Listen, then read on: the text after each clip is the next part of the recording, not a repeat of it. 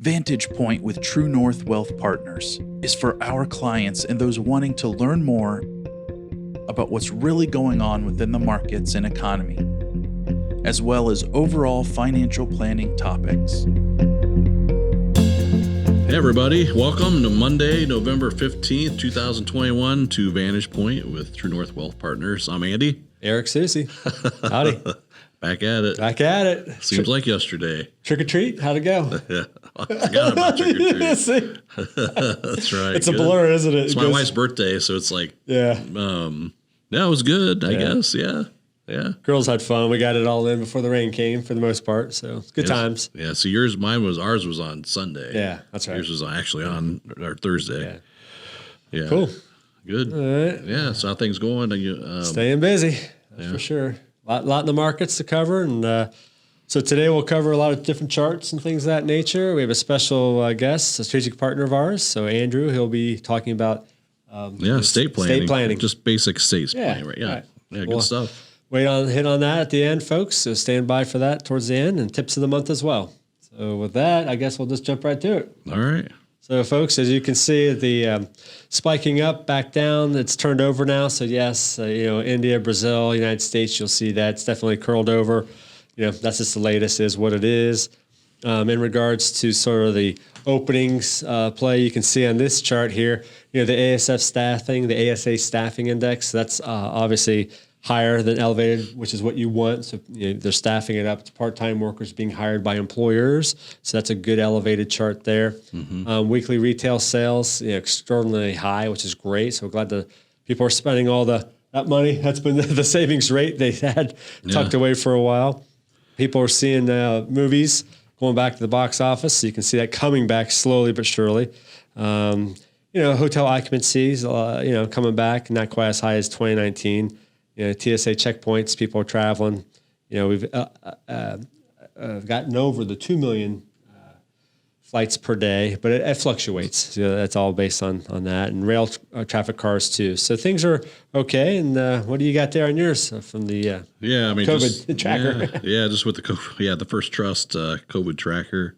Yeah, just the thing that jumps out. They have just some estimate as far as infections and deaths, by age. Obviously we know who the virus impacts the most, right? Yes. The older population, primarily people with health conditions, but 65 plus years. So as of the end of September, there were 18 million infections, a little over 18 million, 700,000, a little over 700,000 deaths. That's 3.9%.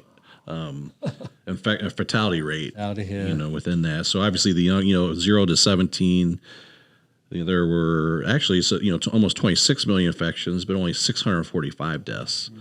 And I think most of those are probably a good amount of them were, I don't know, but just maybe some unknown or, just different health issues under. But that's a 0.002%. Fatality rate. So that's pretty low, but, so hopefully, I don't think, COVID's not going away. Right. So it's just at some point we're going to have to learn to live with it. Right. And, do our part, I guess. Yep. All right. That's the latest on that. Thank you for the update. Yep. You and I've talked inflation all year long. So, we'll just jump into this. So what's that sound? You hear the printing press? The M2 money supply? Modern monetary theory, right? Yes. Government just printing it away. But with that said, this is why we've been so adamant on inflation being here. And it's not transitory. It's sticky. There are parts that will subside. Of course, we're going to have some of that. But this was interesting. This came from FactSet. So they track a lot of different S&P quarterly earnings, different things. So they just queried out, hey, what companies are reporting and talking about inflation? So of this inflation, there are 285, and you'll see this chart, 285 companies have cited inflation on the earnings call. That's the most ever since this has been being tracked, for the third quarter. Last quarter, second quarter was 222. So 285 thus far. There is still 40 S&P companies that have not yet reported. So this number will be even higher than the 285. So, Inflation came in at the Consumer Price Index came in at 6.2% in October, which is the largest year-over-year increase since 1990. Wow. And producer prices, that's what the inputs for what the employers make and produce. That's 8.6% in October. So again, there's a lot of input costs. Yeah. Resins, plastics, you name it, cotton, natty gas, everything's up. Pretty much all. Yeah. So with that too, so like an earnings call, right? So companies report quarterly, right? And so they have a call, right, where the CEO, whoever, will get on and they'll just talk about what earnings, happened, numbers, EBITDA, the past quarter. And so you're saying that they're looking towards the future and they're all mentioning and concerned about inflation. Yeah, that and correct. Yeah. And it's part of the third quarter earnings call. Either it affected their earnings or into the future as well. So a combination of both to be more specific. So highest ever. A lot of chatter. So when it's on the CEO, CFO's minds, it's not transitory. And then obviously we talked already about the CPI index, but you'll see that here as well, 6.2%. Again, it's the highest. So you've seen that chart before, but that was interesting. It's really the underlying factor here is the labor force participation rate. So that's been sort of at a grind, a neutral level, basically 61.6%. So that's the amount of folks that are participating in the labor force, working as of. The average is 62.9, it's almost 63%. So we're at 61.6, sort of stagnant. It's come off the lows, obviously, from the COVID, but we think the past is, it's going to be a lot harder. So people, the Fed's worried about the unemployment rate. Really, how you get to a lower unemployment rate is seeing the labor force participation rate increase. So that's what Hedgeye and a lot of our research centers or specialists are focusing on is this. That's why we're taking a time out to talk more about the labor force participation rate. We need to see that get higher. Yeah, because if you just drop out, if you stop looking, you're not considered unemployed, right? Right. How they calculate stuff. It's crazy how they calculate all the numbers. And that leads us into the jobs opening and quits rate. So the quit are people just quitting jobs. So that's the highest. 4.4 million people walked away and quit jobs. Boom. Okay, so that just came out as of last month there in September. This is data points through September, I should say. So, that's good. People are feeling more confident that they can try to find a job, but it's a little scary when you have, pretty much the highest ever people quitting their jobs, going back to year 2000. Yeah. And then JOLT report is just job openings. So it's 10.4 million jobs are still out there that are open. So, and the average is 4.8 million is the average monthly job openings. Right now it's 10.4 million, so more than double. So plenty of jobs for those who want to work, but we'll see. You probably have some too where people just retired, right? Correct. So you got over 3 million have dropped out as a retirement. So they're just like, hey, forget. I'm close enough. Close enough. We'll make it stretch. So well over 3 million has dropped off. And then here I was talking briefly about the rates, the Fed. So they've been in the news yelling, Powell, all that. So recap for folks, they've been doing $120 billion worth of bond buying. Federal government's stepped in, buying bonds, $120 million on a monthly basis for quite some time now, over 2 years. And with that said, it's a combination of mortgage-backed securities and treasuries, corporate bonds. So with that, they finally are going to start tapering. Tapering, all that means is reducing bond buying of 120 down to you're going to reduce it by 15 billion this month. So it goes down to 105 billion. So 120 minus 15 is 105. That's for the month of November.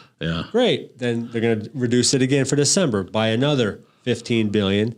Okay, so that brings down to 90 billion is the bond buying for that month of December, which is going to come up. So the whole idea is to get out of artificially propping up the stock markets, keeping rates low artificially, try to get us through all this. Well, we're through it. Economic-wise, companies, you can see it, earnings have been killing it for a while. Too much money, that's them too, and too much money being out there, which also leads to inflation. Should have happened 6 months ago. So it is what it is. That's why it's nervous Nelly here. I'm just the markets. It is. Well, that's like saying though, like here, instead of spending $20,000 on your credit card this month, spend 15. Right. And then the next month, spend 10. 10, right. That's just like stair step down. So the whole idea is to be out of it by June of next year, so it's zero. So this is what concerns us and markets in general is this, okay, the Fed will be out of the bond buying business.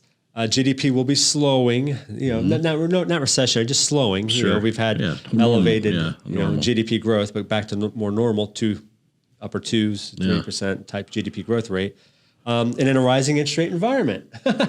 So it's a big, coming, all things. And I call it the training wheels. So the training wheels are going to be coming off and all this other stuff's happening. So it's going to get more volatile for sure next year. Yeah. Both up and down. Yeah. And then, of course, in December, we got the debt ceiling as well, that's right? It did. Yeah. That's going to be, Yeah. So that's back to haggling back and forth.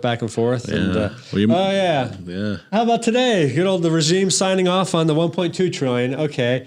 So less than half. So less than half is infrastructure. Yay. We'll applaud infrastructure. But everything else is pork. And then the bigger one, which is a 4 trillion, which they want to get through, is a socialistic bill they want to get through. Let's hope that's not goes past, because that's not going to do anybody any good. Well, I already got my Amtrak tickets. Okay, I'm going to join you. Were they like $66 billion on Amtrak or whatever? But it's like less than 1% of the population. Thank you. Crazy. I don't think we need to spend that much. No, of course not. Anybody who's in the financial business knows that, but it is what it is. And there's no reduction. Like, government doesn't come in and say, what's inefficient? Like, let's take that back. And then, so it's almost like for every dollar that they increase, they should have to take away a dollar, or they should have to find something that's not working and stop it or pull it back. Well, guess what we had? We had that under the prior regime. That's what he did. He ran it like a business. So policies, but unfortunately, it is what it is, what we're under right now. So we're just dealing with today and what we're under. So federal funds rate, as you can see the whole goal is to raise it back up to 2.5%. So that will be, they indicated that after they're done with the tapering first, they're going to start raising rates. So summer at the earliest of next year, but probably later in the fall. And then here's the federal dot plot. You've seen that. These are Fed members. They're voting. Each blue dot is each Fed member voting. You can see half want to vote higher rates next year, and the other half are keep it low. So again, the whole idea is get it back to 2.5% for pretty much 0% rate. So it's okay, zero. That's why all the spending, Sure. The Fed's been, money. Before 2008, it was less than $1 trillion that the Fed had, bought or spent, to prop up stuff.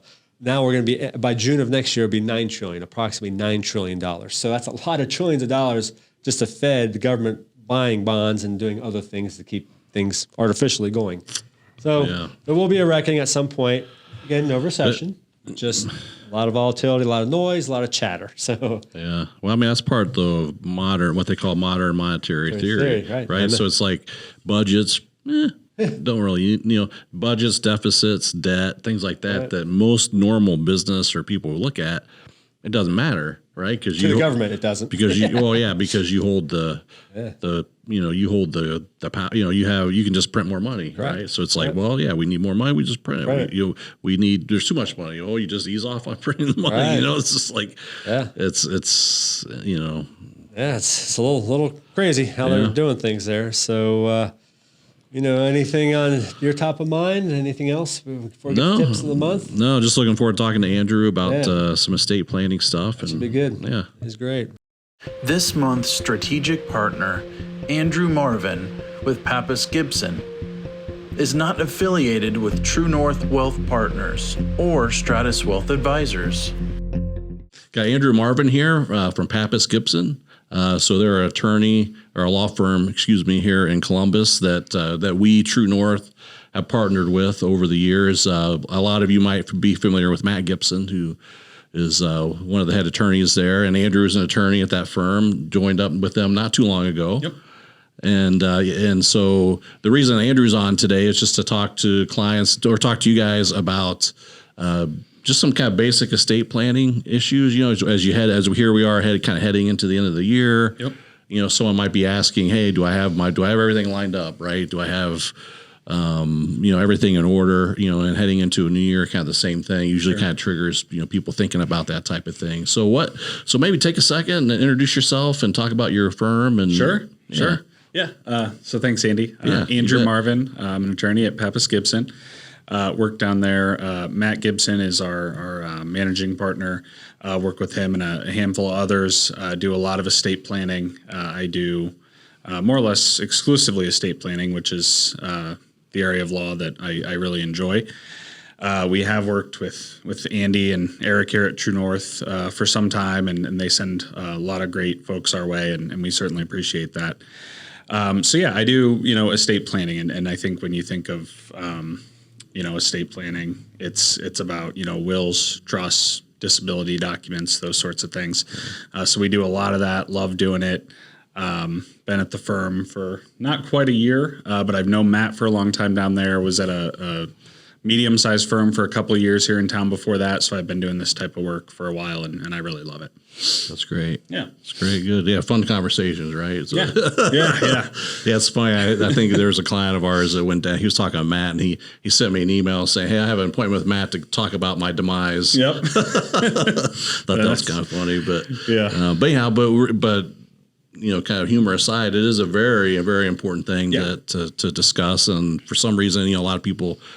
It's easy to put it off, right? Yep. To kind of think, oh, that's never going to happen to me. But but we know we all at some point are going to die, right? Or have some type of situation where we're going to need to make sure we have that stuff in order. So if you're if you're out there, and let's say someone doesn't have anything in order. What are some things that you would recommend or you'd want to see someone have?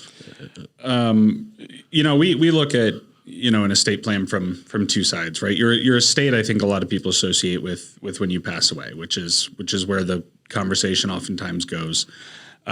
With an estate plan, we always also account for the possibility of disability. That could be temporary or permanent.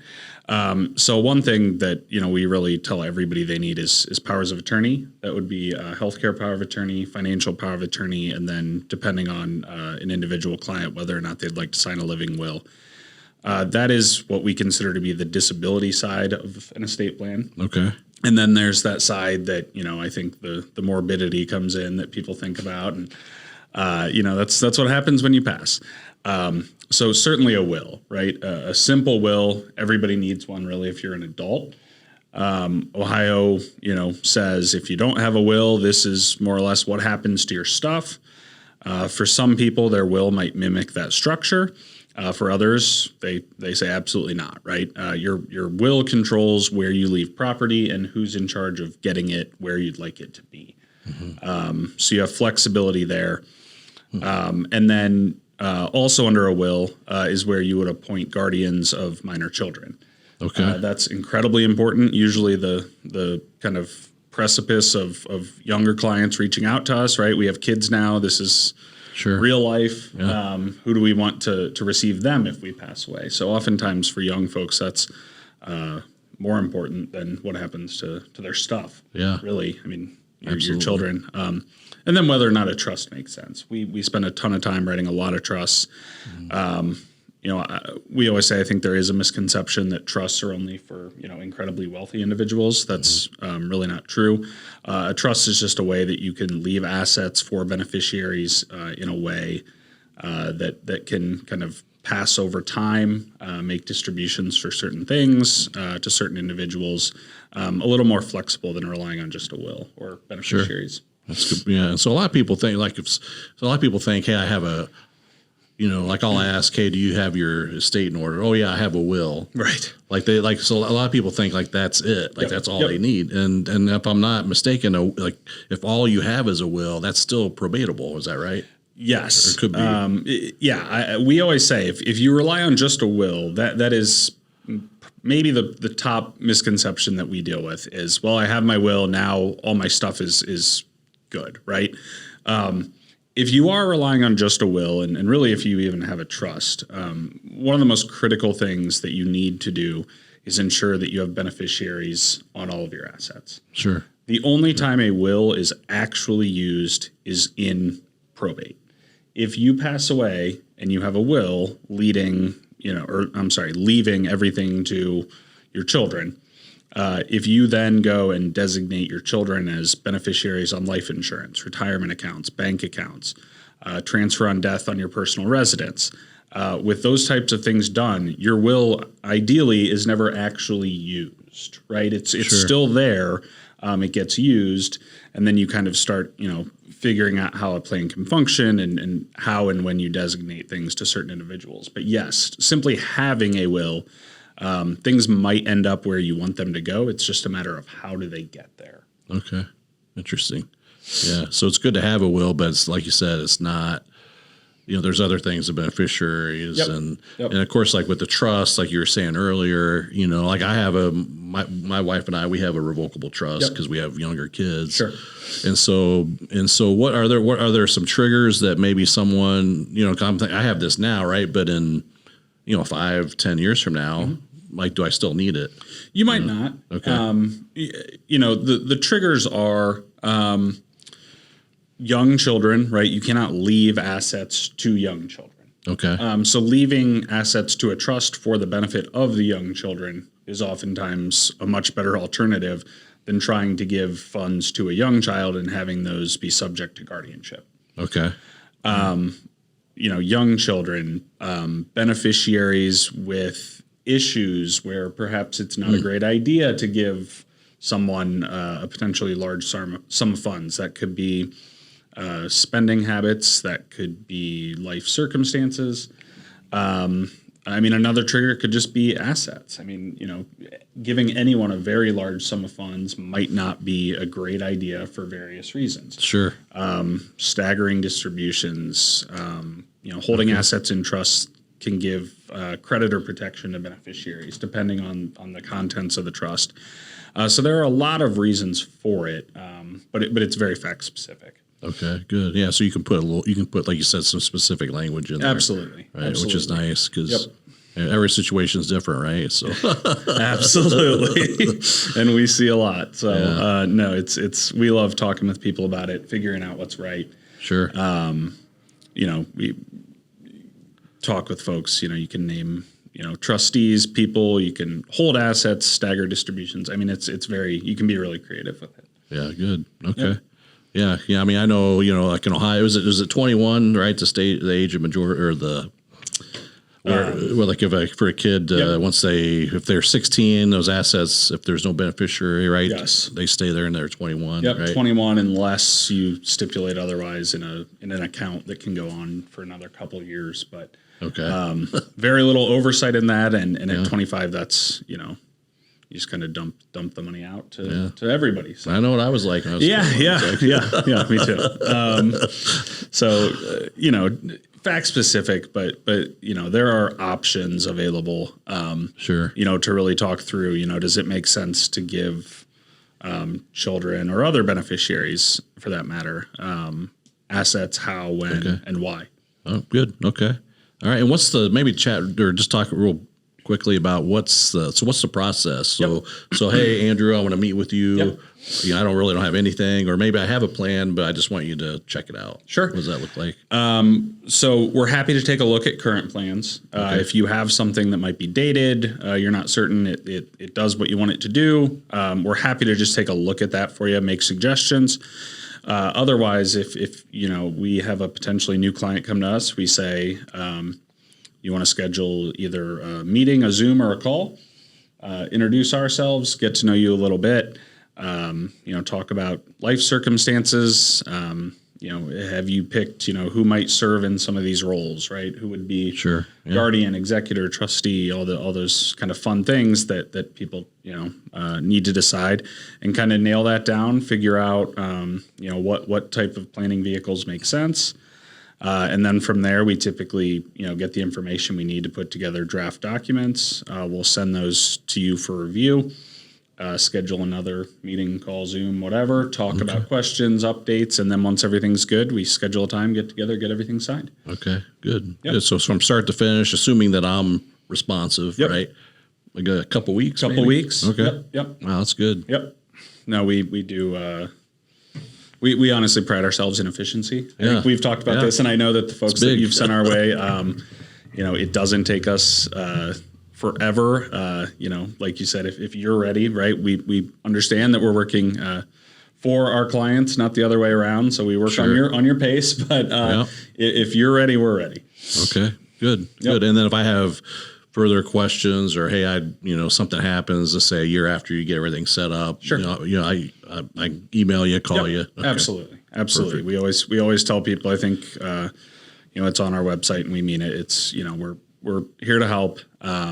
Quick questions, phone calls. We field those. If you ever need to make changes to things, everything is changeable, but we look to build something that'll last. Yeah, good. Yep. Excellent. Yep.